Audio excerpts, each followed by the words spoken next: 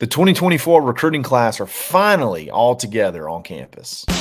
In a world full of podcasts, he's the undisputed heavyweight champion of hot takes, an Auburn sports homer, master of the book, and message board legend. Get your buttons buttoned and your hats flattened because the Top Button Podcast is about to kick off. And you don't want to miss your courtside seat. Now, here's your host, Charlie Five. Yes, sir. We're back. It's episode 44 of the Top Button Podcast. I'm your host, Charlie Five, and we're going to talk a little bit of freshman reporting news. And then Bruce finally finishes off his, I believe, the last edition of this roster for the upcoming season, and it's a big one. We're going to talk about that. But first, we got to give a shout out to our boy Ford Stokes at Active Wealth Management. Check him out at activewealth.com or annuity360.net. You can also check out his television show that he's launched in Huntsville and Columbus. If you're not in that area and you want to go back and check the episodes, you can go to retirementresults.com and check out all the stuff that they're talking about on this show. Look, reach out to Ford, and if you've already got a 401k, odds are, I don't want to say odds are, if you got a 401k and you want to have it, make sure that it's performing at its peak.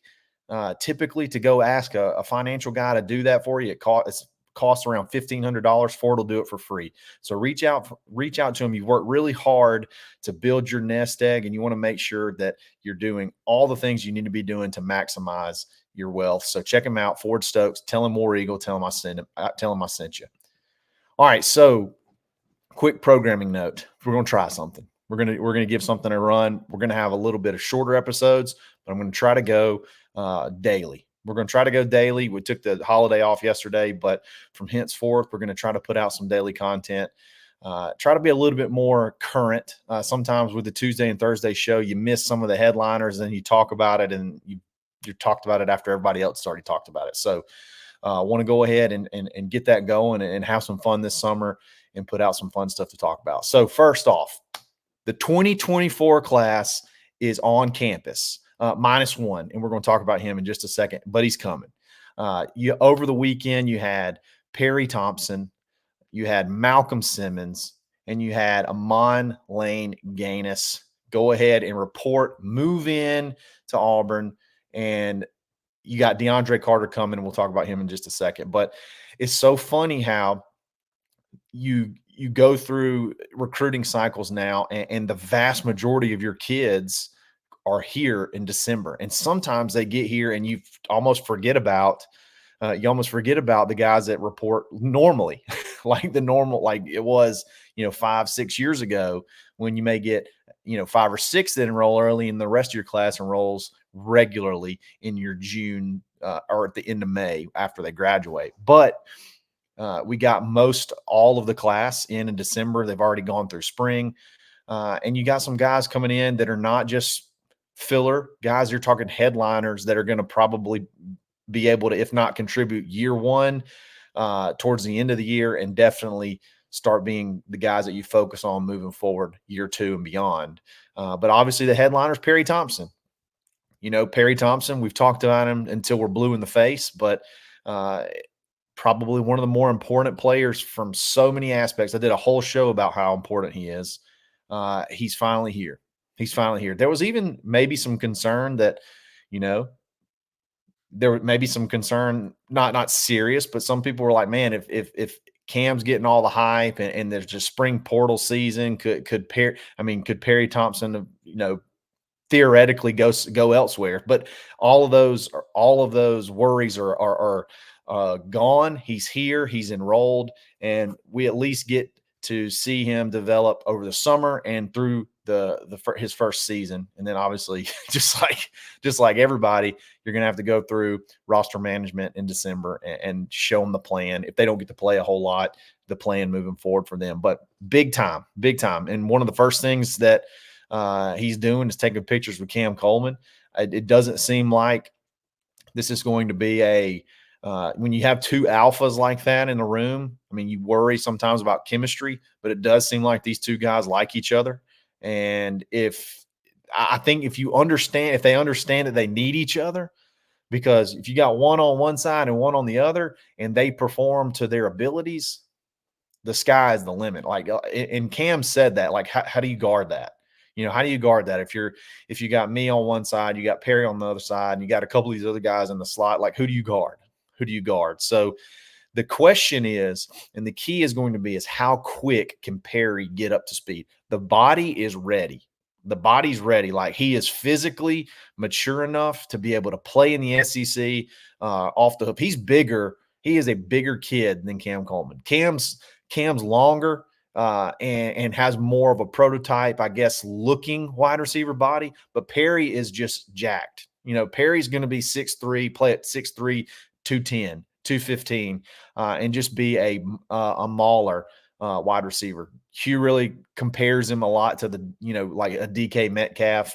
I kind of like the Debo Samuel comparison. He's a little bit taller than Debo, but they're both they're good wide receivers, but they're also guys that you can put in space, and it's almost like having an extra running back. And then just so happens that this running back, this kid that can play as another running back has, close to 4.3 speed, low 4.4. Sometimes he's hit the, high 4.3 speed. So you can't say enough about how exciting it is to get a kid like that into your program. All the concerns about him flipping to Alabama on signing day, or, possibly looking at going into the portal, and again, that was very, very little chatter, but it was people's concern is probably unfounded a little bit. But all that's over. He's here and he's getting to work already. Malcolm Simmons is here. Malcolm Simmons, possibly one of the most underrated kids in the whole class, and he's going to be an absolute phenom. He's a kid that could crack into the return game right away. He's just an electric with the ball in his hands. And then I'm not even going to say he can't crack into the wide receiver rotation. It's not like there's a lot of supplanted, talent there that's just been there for a bunch of years. It's just, sort of incumbent to start. I think everything kind of up for grabs in that room. So he's got to gain a little bit of weight. He's a little bit of a smaller frame, but he's got the ability to be sort of like I always kind of thought he was kind of like maybe a Odell Beckham type looking wide receiver. That's kind of that's the way it looks like to me whenever I watch his film and things like that. So he's got to get in. They're going to get in the weight room. They're already posting pictures on Instagram in the indoor facility. Clearly just been working out, throwing, catching with Dre Lambert, which that's what Dre said he wanted to do, is come in and be a part of something where he could mentor younger wide receivers. And clearly, as soon as they're here, he's already working on it. So big to get Malcolm Simmons here, get him in the mix, because the quicker he can get up to speed physically, he may not be 100% able to be there physically, but as quick as he can get there physically, he's going to be an impact, I think, right away. I call Malcolm Simmons underrated. One of my favorite signees from this class for multiple reasons is Amon Lane-Ganus. Look, what can you say about Amon Lane-Ganus? This dude stuck with Auburn through thick and thin, through coaching, a coaching change, through the ups and downs. I think he committed. He was one of maybe Brian Harson's first commits. I know if he wasn't the first commit of this I think he was the first commit of this 2024 class, because he was a holdover. Like he stayed with Auburn throughout the whole thing. He's been through some injuries, but I feel like both of them were sort of freakish, not like indicative of somebody that's going to have injury problems, but I think he's, back to full speed. And he's here. And he talked about how, he's been waiting for this moment. He's been waiting to be here for so long. He's been committed to Auburn for, it seems like, a decade, but he's finally here. And this is a guy that's, again, in that DB room, you just keep having hit after hit after hit. And I think this guy could be one of those as well. He's a little bit more physically, I think, ready,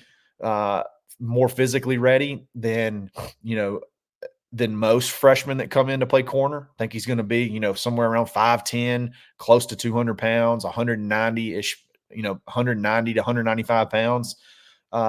And if he's healthy, I think his injury's healed, he'll be able to get in the mix. Again, that's a deep room, but it's a young room. So it's not like anybody has seniority over positions.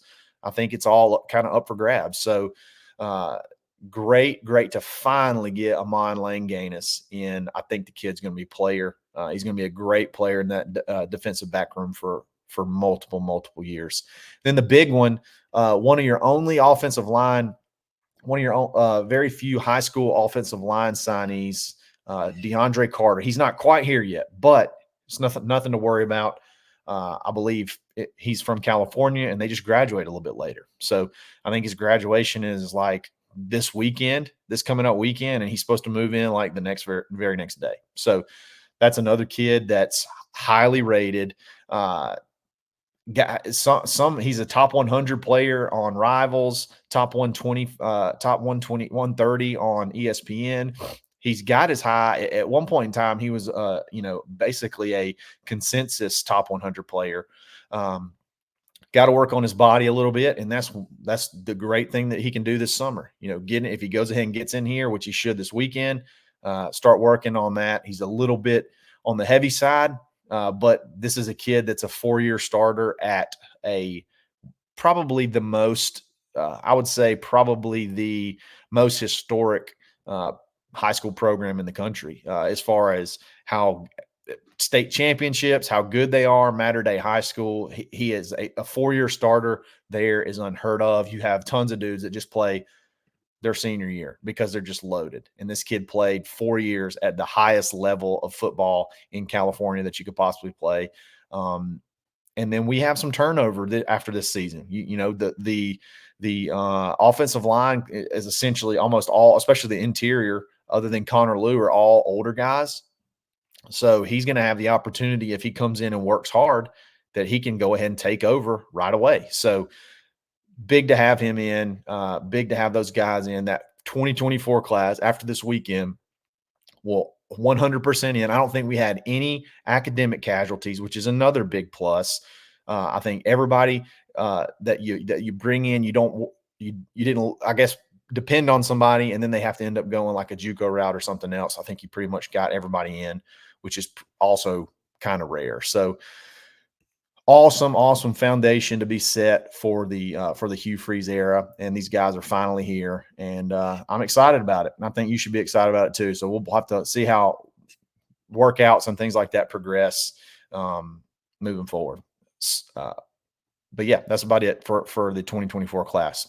The big news over the weekend is this Bruce Pearl roster finally, I believe, is finished, and you added not just a role player. You didn't just add anybody. You added the leading scorer from a Power 5 team, not a leading scorer from a G5 team. This is a leading scorer from a Power 5 team. Now, they weren't that great, but he was the leading scorer for Georgia Tech. Miles Kelly, another one of these combo guards, which you have a ton of now, that you have so many options of rotations and things like that. But Miles Kelly's a kid who came in playing 30-plus minutes at Georgia Tech, and he's just not going to play, I don't believe, 30 minutes at Auburn, but 20 to 25 minutes a game and be able to play at a high-level guard where you don't have to be the focus. You don't have to be the scorer. That's the thing about being at Georgia Tech. Like, if Miles Kelly didn't go, they didn't go. So he had to probably take a lot of shots that he normally wouldn't take. He had to do a lot of things extra to try to make plays. He didn't just get to play his position. It was like, I got to be the whole team, because if I don't score 22, which he did, score 20 plus multiple times, if I don't do that, we don't have a shot to win. And they didn't win a ton anyway, but definitely had to have Miles be the guy. And he gets to come to Auburn and just be able to pick his battles and play the matchups, and he knows he's got players around him. So I don't have to be careless. I don't have to just go to the hole and try to throw something up. I can find me a shot, or I can I can distribute and get it to somebody else to get a shot.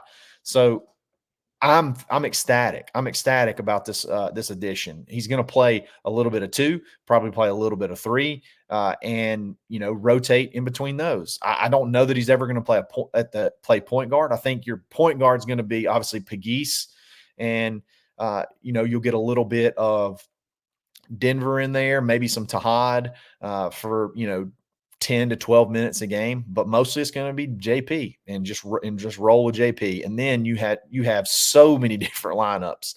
And here's a cool thing. There is a lineup where you can have everybody on the floor and your smallest guys like 6'3". That'd be, I think, Denver Jones is right at 6'3". And when he's running point, you could have Denver Jones. You could have Miles Kelly, who's 6'4", 6'5". You could have Chad, who's 6'6", 6'7". Chaney, who's right around 6'7", and then you have Broom, who's 6'11". So you got tons of length. And you notice I think Bruce tweeted something out like length matters right before this kid committed. So I think that was kind of signaling you're bringing in another long guard. You got so many of those guys. Just think about who all you've added to the roster that can play multiple spots. You're going to have a super athletic lineups. You're going to have a lot of different types of combinations that you can put out there that you don't feel like the offensive production has to drop. So that's really exciting. That's also really exciting because there were times when lineups could go out where you're like, man, where's the offense going to come from? And it seems like now, unless you just completely missed on like a Tahad Pettiford, or you just completely miss on JP Pegues, and it's really hard to find out where the package, the sub package that comes in isn't able to score, isn't able to get after it. So Miles Kelly, huge addition. Somebody to be excited of. Another long guy that can shoot 35-ish% from 3, which is all you really need. Can get to the line, can slash and shoot over 80% from the free throw line. Auburn had one of the worst late in the clock offenses in the country.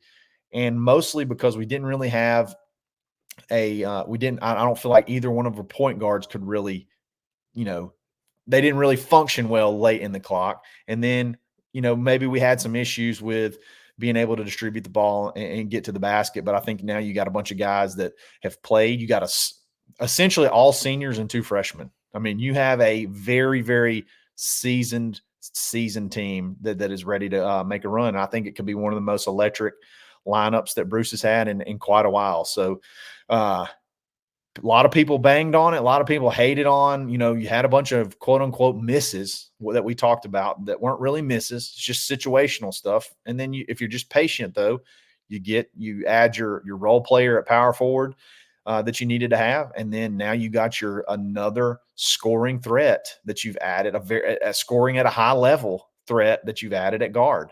And you kind of give your offense all kinds of different options and stuff like that moving forward. So excited about the freshmen, all reporting. We're going to talk a little bit about that. We got some big visits coming up this weekend. Excited about basketball, excited about the basketball roster. We're going to break the roster down as well over the summer. So we're going to try this daily thing, and we're going to have fun with it and see what happens. So I really appreciate it, guys. This is episode. I wouldn't do it daily if I didn't feel like you guys wanted to hear, if you guys didn't want to listen. So I really appreciate the listens. I'll appreciate the feedback. Like and subscribe this video.